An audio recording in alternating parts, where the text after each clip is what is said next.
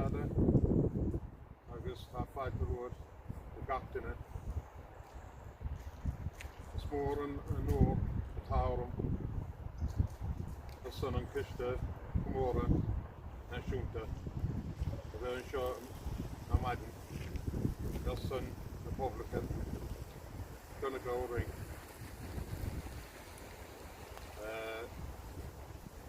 Saidúar agus Óglach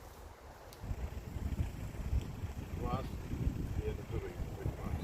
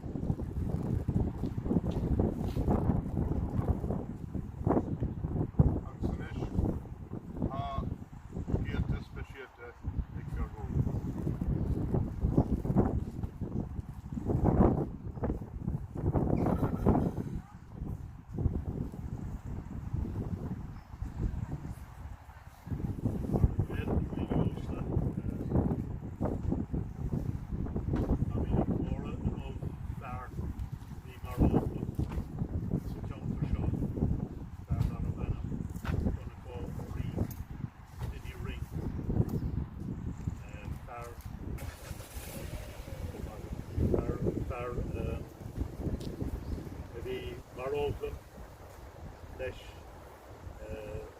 daoine anseo ó méri go séidear gur a roií agus tar óga bhí ann agus sléir ó déanamh stadéir ar a héal íon mórán le fála go is sa cápéis nach mór cinnte go raibh sé páirteach leis go hóldraigh ar a bhóilsí an bharraigh go Carricúil agus bhí sé páirteach go bhóilsí an bharraigh go Castlebarta agus fós bhí sé anna gníomhach ar a hógadar an bharraigh go Túmúl fáin. So bhar próga a bhí ann, bhar úsla a bhí ann agus ní raibh sé 23 bliain níos ar a fuair sé bás go bhar tionóist hála ar a bhí sé glanna bunaí ar son Poblacht. Ladies and gentlemen, we're here today 100 years on commemorating Dennis Ring, a young brave man who joined the volunteers in around 1916 as far as we can find out from the documents that are left to us, and a man that played an active part with the battalion in the Midleton area in particular. He was involved in the taking of Carricúil RIC barracks, which was the first major engagement where Republican forces, Irish forces, were endeavouring to assert the authority of Dáil, who had decided that they would secede from English domination following the results of the 1918 general election, where the people of Ireland gave them the mandate that they had sought for Irish independence. This had followed on from maybe 4 or 5 by-elections during the First World War, when Sinn Féin also stood candidates on the same programme of Irish independence, and each time the people of Ireland elected the Sinn Féin representatives, and moving on from there into 1920, early 1920, in January of that year there were local elections, and again the Sinn Féin platform for independence was fully endorsed.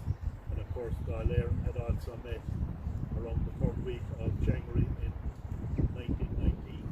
So Robert was very clear that Dennis Ring was one of the people in this area that had joined the army to stand with that decision of the people of Ireland for independence. And you'll also remember from your history that during 1919 people had waited with expectation to see what would come out of the various conferences abroad in terms of the post-First World War situation, and whether President Wilson in America and Lloyd George would live up to the word they had given to respect the rights of small nations to determination, to self-determination. And of course, they would have been greatly disappointed. No such self-determination was going to be given to any country, any small country. So basically the volunteers then were left with no other option other than to work to break the connection with England. And that work involved trying to eliminate paramilitary RIC bases around the country, some of which were around here. And it's interesting to look at the English response to that. For example, in the Mails and Middlemen, a letter was captured it was in the form of a circular from Brigadier Higginson, who was the commander of the 17th Infantry Division in Cork. The circular was being sent out to the district inspectors of the paramilitary RIC, and they were being told, don't worry about the evacuation of the RIC barracks, that we're going to introduce a new system. We're going to have blockhouses every 5 miles, and we'll have cycling patrols of troops between those blockhouses. So that was the plan of action, to counter the taking of RIC barracks all over the country, not just East Cork obviously.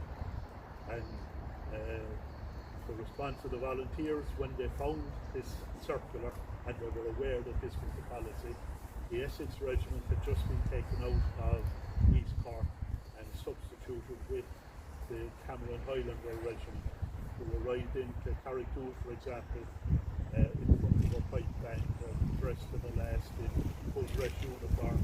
You know, we're the new conquering heroes, we're going to sort you out, lads. And the response of the volunteers was to conduct what was called the Mile Bush ambush between Carrigtwohill and Middleton, where the volunteers formed up on the side of the road. When they knew a cycling patrol, one of these cycling patrols was going to pass, they formed up using a bold batches of cover, and they toppled 11 soldiers and some RIC off their bicycles and took their guns and got clean away with them. So there wasn't too much thought of having cycling patrols, and that was reinforced actually. Remember, Portman ago we were in Michael Fitzgerald, Dublin and Michael Fitzgerald, and of course a cycling patrol was attacked there as well. So there was an awareness around the whole area that this was to be the new tactic. It was going to spectacularly fail if the IRA could arm themselves by knocking off every patroller of the area. Higginson, if you read anything about his history, he was in the First World War, and he kind of earned a reputation for himself towards the latter end of the First World War in terms of innovative ways of attacking the enemy, etc. So he was quite a dangerous guy to have in the area. So I suppose the next step by the lads, once they had got some arms, was to start to set up a flying column, because up to that time they had assembled in numbers to attack barracks, and then more or less got home, or fellas that were well known would go and hide in barns and what have you, so that they wouldn't be picked up in house raids. So the people that couldn't sleep at home, it made sense to form up into flying columns. But the problem with this whole area in East Cork, when you compare it with West Cork, is it's very flat open country. You couldn't assemble 104 men like was done in Crossbarry by Tom Barry, and hope to hide them in the countryside. So a smaller column was got up, and they started to assemble that column in about September of 1920, and into October I think they were training the column in Knockratha, because they had more cover up there to do it there. And Diarmaid Hurley asked Dennis Ring to take home some of the weapons for cleaning, because the ring farm in Killing, which, if you remember when we were in the school at P. N. Fitzgerald, it's basically just a few fields east of where we were in the graveyard where P. N. Fitzgerald is buried.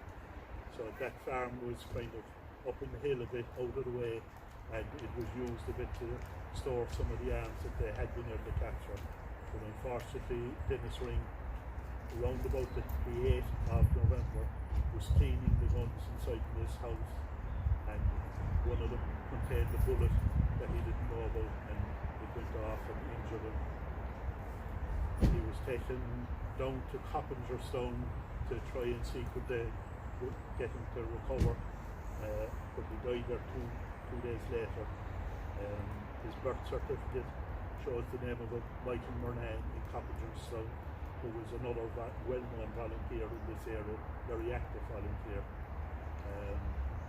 But just to show, let's say, the esteem in which Dennis Ring was held, the first barracks taken in the country by force was Carrigtwohill Barracks. Arregling aside, there was real force involved with the taking of Carrigtwohill Barracks.